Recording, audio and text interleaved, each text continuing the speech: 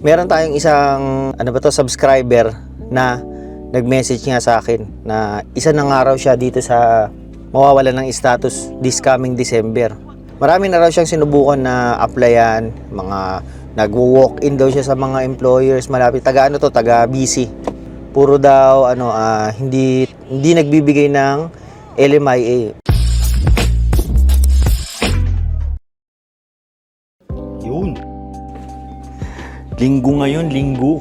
Wala kaming tubig, kailangan bumili. Bibili ng tubig. Wala na kaming mga stock na tubig dito.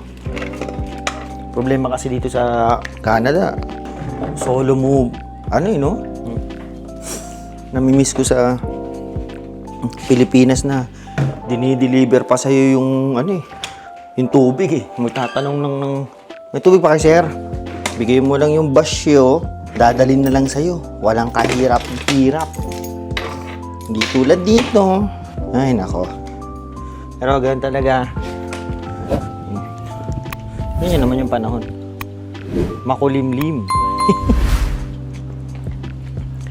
Pangit ng panahon.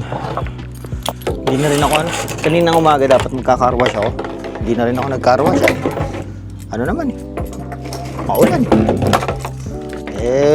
Madudumihan din naman. Next week na lang.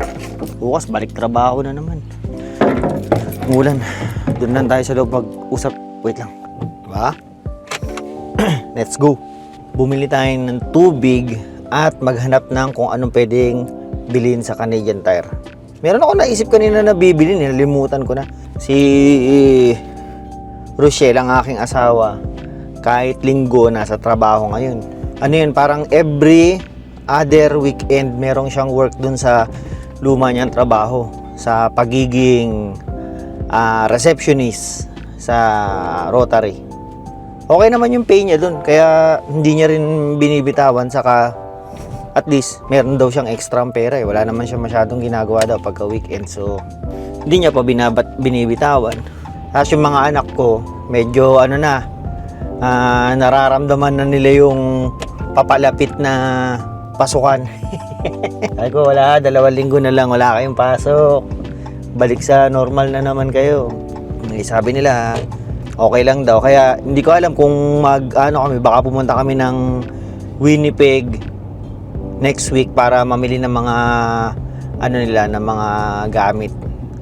Kasi at least mas maraming gamit na mabibili sa Winnipeg. May mga sila, back to school sale, mga ganyan. Kasi di ba malalaki yung mga tindahan, yung mga may mall sila na malaki doon. Para at least marami silang choices. Bibili rin kami ng bibili kami ng kanilang mga bagong winter clothes. So, yun ang balak next week. Kasi yung misis ko walang pasok. Ako, wala. Balik lang uli sa dating trabaho. Kaya lang, kinakabahan na naman ako sa, winter. Visit na yan. Balik na naman sa dating, sobrang lamig, ganyan. Kahit isipin niyo yan, ganun na kami natotraumatize sa winter dito sa Canada. Kahit ilang buwan pa, iniisip na namin kasi grabe naman talaga eh.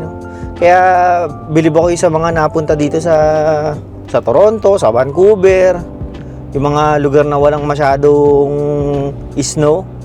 Gusto mong lumipat doon, kaya lang ang problema mo naman, napakamahal naman ng ng cost of living. Ang mahal ng rent ng bahay, mga ganun. Ang hirap rito eh. Yung kunyari kung gusto mo sa mga ganyang lugar, mahihirapan ka naman sa sa gastusin mo. Dito okay naman yung yung cost of living, sablay naman sa sobrang lamig. Pero sabi nga nila, matitiis mo rin yan yung ilang buwan na lamig na yan. Pagka nandun ka sa Toronto, ang tagal nang hihintayin mo para hindi na pala matagal, hindi na natatapos yung magiging mo na lang, trabaho mo na lang doon, ang buhay mo na lang doon trabaho na lang. Yun ang problema sa Toronto, isa mga matataas ang cost of living na lugar. Kahit linggo busy yung lugar na to eh. Pero yun, parang ang hirap pumili kung saan ka pwedeng tumira. Kaya hindi, yan yung inaano namin na hindi pa bumili ng bahay. Kasi pagka nakabili ka na doon sa lugar na yun, kunyari dito, wala na.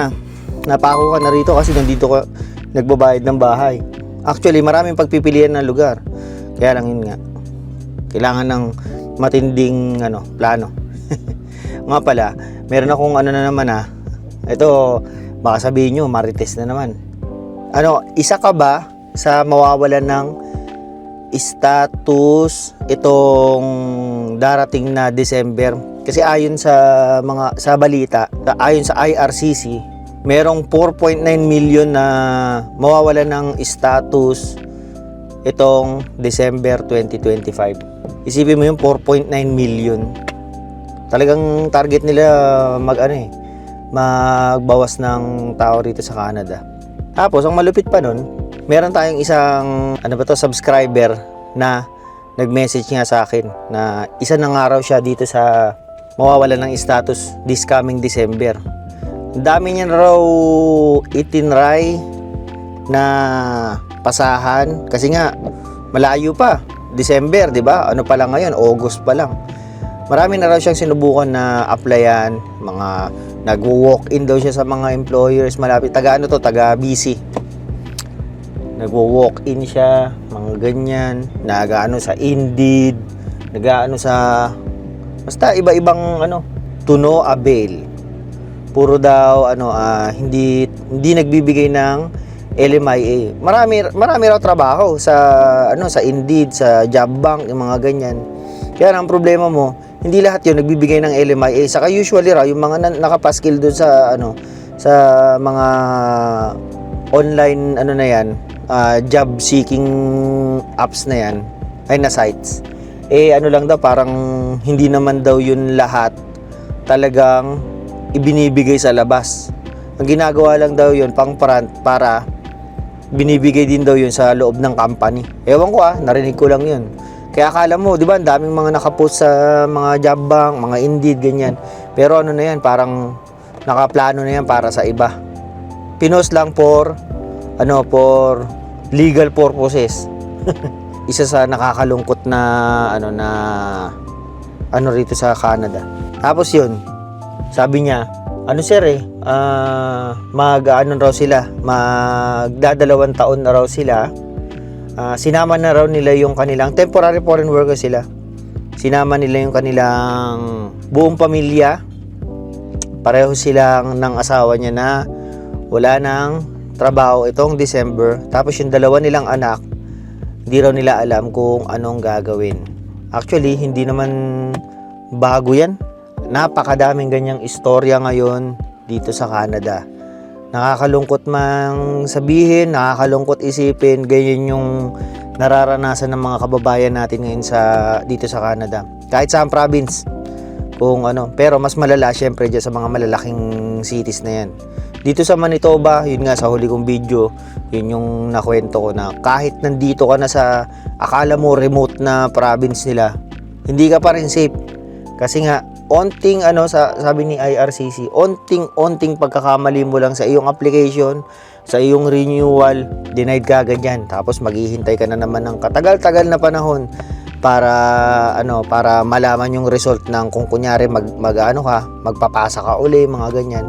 Wala na, naubos na yung yung araw mo para mag-stay dito sa Canada. Kaya parang ganun, feeling ko ganun nga yung ginagawa nila na pinapatagan na lang talaga nila yung proseso, tapos titignan nila may onting mali para umabot sa point na hindi na umabot sa sa current status mo yung renewal mo. Ito ay haka-haka ko lang to kasi sarami ng mga nangyayari sa sa mga kababayan natin dito na hindi nakakapag-renew ng work permit, hindi nakakuha ng LMIA, puro ganyan yung kwento.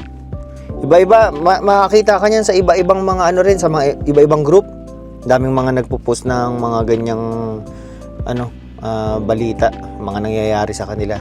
Sa kasamaang palad, itong tropa natin na to, nag-message sa akin sa aking FB na yun nga, baka matulungan ko raw na ano, sabi ko panoorin mo yung latest video ko. Kakilala ko nga, hindi ko na ano na tulungan di ba? Siya pa na malayo. Ang makakatulong talaga sa sarili ninyo sa mga mawawalan ng status yung mga sarili nyo lang. Kailangan kung ang effort nyo dati medyo relax, ngayon doble effort, triple effort ang ilalabas nyo para magkaroon lang kayo ng magandang resulta sa mga ginagawa nyo. Kasi akala natin pang habang buhay na magiging maluwang si Canada, di ba?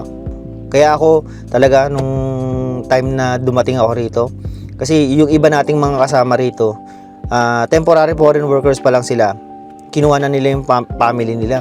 Sa akin hindi, sinigurado ko muna na maging permanent resident ako para pagdating ko dito, hindi natin danasin yung mga nangyayari ngayon. Kasi bukod sa doon, baka hindi natin alam nung time na yun, baka hindi nga tayo ma-approve ng PR. Tapos isa pa yung about sa medical benefits, 'di ba? Na baka hindi natin makuha yung full coverage ng medical insurance pagka nandito na sila. Kasi usually para sa akin yung mga insurance yung sa medical Paano sila? Hindi ko alam kung anong gagawin ko pagka nangyari yun, tapos lahat bibitawan ko na sa Pilipinas na wala nang trabaho, yung misis ko, ako. Mas maganda na sinigurado ko na talaga na PR na ako bago ko sila makuha. Wala, iba-iba kasi tayo ng desisyon sa buhay ng mga mga kababayan natin. Sila pinili nila na maagang makuha yung pamilya. Pero namang plus side doon kasi syempre mas madali kang mas madaling mapupulpil yung kasiyahan mo kasi kasama mo na yung pamilya mo The other hand, yun nga, pagka nagkaroon ng aberya, buong pamilya mo magsasuffer, which is ayokong mangyari.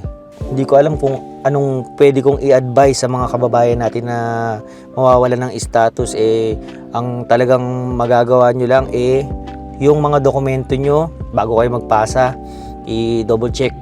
Tapos yung triple effort sa paghahanap ng trabaho na magbibigay ng LMIA. Ganun lang, wala namang ibang paraan talaga. Kung kayo mayroong mga kakilala, subukan nyo lapitan, malay nyo may kakilala sila sa management na nagbibigay ng LMIA, ganyan. Yun lang yung mga pwedeng i-advise Pero sa sa part ko, yun na yung pinaka alam ko na pwede nyong gawin, no? Sige na. At lumalakas yung ulan. Bibili pa ako ng tubig Walang tubig. Sabi nila pwedeng inumin yung tubig sa gripon. Wag na. Ayokong umasa. Ayokong sumugal. Kaya tubig dito pa rin ang binibili namin yung filtered water. No? Sige na. Like, share, subscribe yung mga gaya. Alam nyo Sige na, paalam.